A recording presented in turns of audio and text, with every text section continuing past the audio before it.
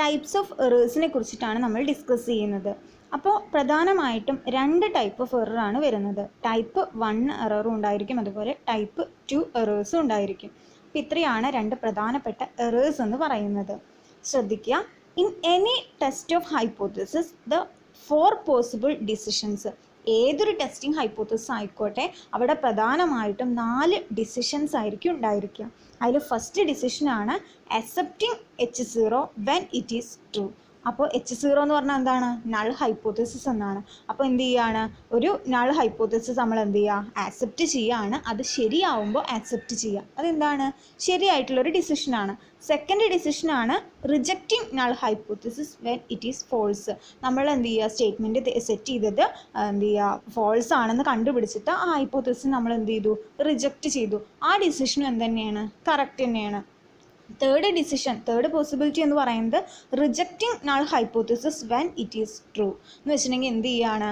നമ്മുടെ സ്റ്റേറ്റ്മെൻറ്റ് ശരിയായിട്ടും നമ്മൾ എന്ത് ചെയ്യുക? H0നെ റിജക്റ്റ് ചെയ്യുകയാണെങ്കിൽ അതാണ് ടൈപ്പ് 1 എറർ എന്ന് പറയുന്നത്.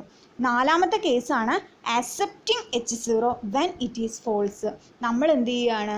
നമ്മളെ സ്റ്റേറ്റ്മെൻറ്റ് തെറ്റാണെന്ന് അറിഞ്ഞിട്ടും അതെന്ത് ചെയ്യുകയാണ്? ആക്സെപ്റ്റ് ചെയ്യുകയാണെങ്കിൽ അതിനെയാണ് നമ്മൾ ടൈപ്പ് 2 എറർ എന്ന് പറയുന്നത്. ടൈപ്പ് 1 എറർ നമ്മൾ ആൽഫ എന്ന ലെറ്റർ കൊണ്ടും അതുപോലെ ടൈപ്പ് 2 എന്ന് പറയുന്നത് ബീറ്റ എന്ന് പറയുന്ന ലെറ്റർ കൊണ്ടുമാണ് നമ്മൾ ഡിസ്ക്രൈബ് ചെയ്യുന്നത്. നമ്മൾ മുകളിൽ പറഞ്ഞിട്ടുള്ള കേസിൽ ഫസ്റ്റത്തെ 2 സ്റ്റേറ്റ്മെൻറ്റ് എന്ന് പറയുന്നത് എന്താണ്? കറക്റ്റാണ്. അപ്പോൾ ആ ഗ്രീൻ ലെറ്ററിൽ കൊടുത്തിരിക്കുന്ന ആ 2 സ്റ്റേറ്റ്മെൻറ്റും കറക്റ്റാണ്. 3 and 4 സ്റ്റേറ്റ്മെൻറ്റ്സ് എന്താണ്? എറേഴ്സ് ആണ്. അപ്പോൾ ആ 3 and 4 ആണ് നമ്മളുടെ ടൈപ്പ് ഓഫ് എറേഴ്സ് പറയുന്നത്.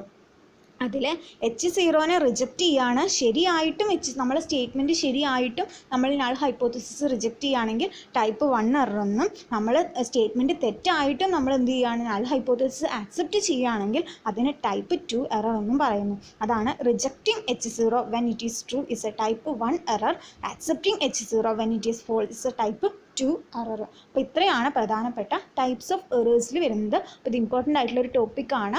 ഫസ്റ്റ് എറേഴ്സ് ഏതൊക്കെയാണെന്ന് ചോദിക്കാറുണ്ട്.